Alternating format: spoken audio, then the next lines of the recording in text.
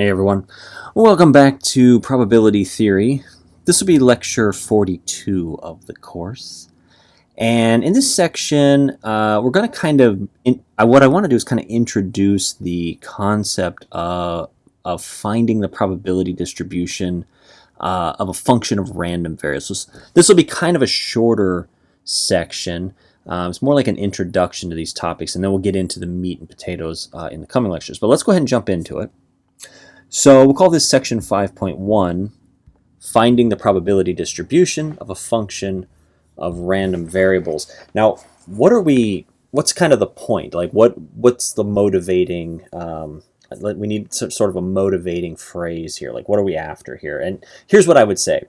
In the real world, right? The real world, air quotes, in virtually like every application where you observe or maybe model some kind of raw randomness, things like a measurement, a waiting time, maybe a signal, the quantity you actually care about isn't that raw randomness. It's actually some function of that raw input, right? And so what the next couple of sections are going to be about is how do I take some kind of a raw randomness and sort of figure out what the function is first of all, and then also, and more crucially, like what is the probability distribution of that function of those raw random signals, right? So let's kind of chunk that out a little bit, take that piece by piece, because it is important to have kind of the motivation for these methods. So we'll say, in most applications where we observe some, and I'll put it in quotes, raw randomness, things like, a measurement, signal, etc. And there's obviously countless examples. So in most applications where we come across some kind of raw randomness, the quantity that we are actually interested in is a function of this sort of raw input. Okay, so it's a function of, some random measurements or random signals, right? And so then the question that we're concerned is what is the distribution of this function, right? Because once you know that, then you've got yourself a probability model, right? And that's really kind of the point of most of this stuff, actually.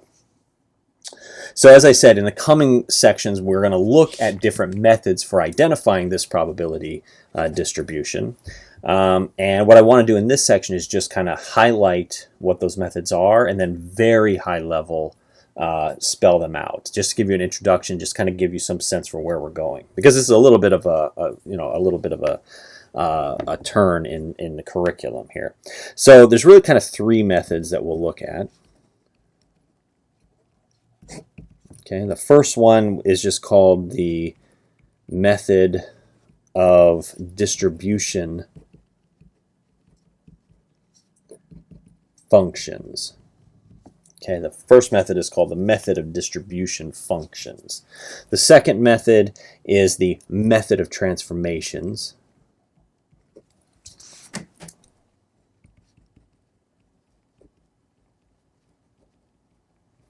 And then the third method is the method of moment generating functions. Okay, and we'll get into each of these. I just want to briefly introduce them. So starting with one, all right, so what is the method of distribution functions? So for this method, what we'll do is we'll start by finding the distribution function, so hence the name. So we'll be interested in finding the distribution function. This is going to be the function that tells you the probability that u, and u is the function of the raw input that we mentioned up above, right? So u is the function of random variables. So the distribution function is going to be the probability that u is less than or equal to some value, little u, right? So we'll start by figuring that out. right? And then from that, we'll get the density function using differentiation. From this, we can get little f of u using differentiation, right? We know that, so we differentiate the distribution function, we get the density function. And the advantage of this function is really that it's the most general approach, right? This is the most general approach, right? That's the main advantage, I would say. But a disadvantage of it, it can be a little bit messy. It can get messy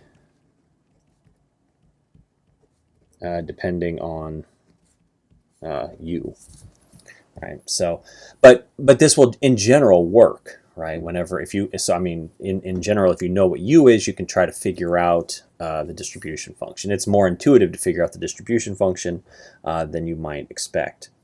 And so that's the first method. Okay. Now the second method, this is going to be the method of transformation. Now the method of transformation, so for the method of transformation, this works when we're given the density for y, right? This works when we're given the density function for y. Okay, and using that we can, so like i.e. the raw inputs, like we know what the density function is for the raw input, right? Remember, this is y, this isn't u, this isn't the function of random variables, it's just the random variable itself, right? So we may know that y is uniform, for example, or y maybe is like a binomial or something, or whatever, right? So we have some sense for what the density of y is, and from that we can work towards a density function for u. So we're given the density function for y, we can work towards a density function for u equals, like h of y, or h is a function of the random variable y. And this is going to specifically work in the case where u is an increasing or decreasing function. When u is an increasing or decreasing function. Okay. And so the key limitation is that basically the key limitation is that the function u, or h of y, the function has to be one-to-one on the support region. So the limitation two i's, is that h has to be one-to-one on the support, right? So the function has to be one-to-one, and we'll see why that is when we get into it. But this is a very straightforward method when it works, but it does have a heavy limitation in that h has to be one-to-one, meaning it's monotone. It's a monotone function. Okay. So that's 2. What about 3? 3 is the method of moment-generating functions, right? So that we talked about moment-generating functions in a previous section. So 3 is the method of moment-generating functions, and this is based on a uniqueness theorem that we previously talked about. And so using uniqueness of MGFs, right? Using uniqueness of MGFs, what we're going to try to do is figure out if our given function matches a known distribution. Okay, so using uniqueness of MGFs, basically what that means is that if 2 random variables have identical moment-generating functions, they must be the same distribution.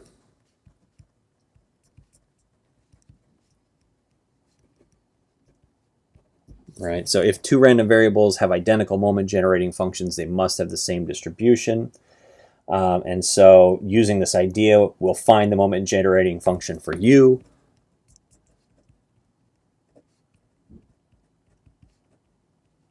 So we'll find the moment generating function for u and compare it to, MGFs for common random variables that we know.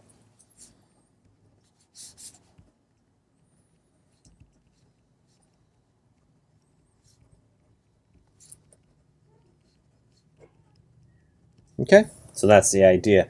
Now, of course, the limitation there is that, well, it may not match. It may not align with a common random variable, right? So you would use this method in the cases where you have some reason to think that it aligns, right? So, but anyways, so we'll go through each of these methods in the coming 3 lectures, but this has just been an introduction. Now, remember, the key idea here is really, for this lecture is really this concept, right? So in the everyday world, there's going to be raw randomness, measurements, signals, waiting time, etc. And that quantity is not, that specific quantity may not be what we're after. What we're after is that quantity embedded in some kind of a function, right? And so the point of this section, this next couple lectures, is going to be figuring out how to find the distribution of that function of those raw random variables. All right, so until the next time, take care.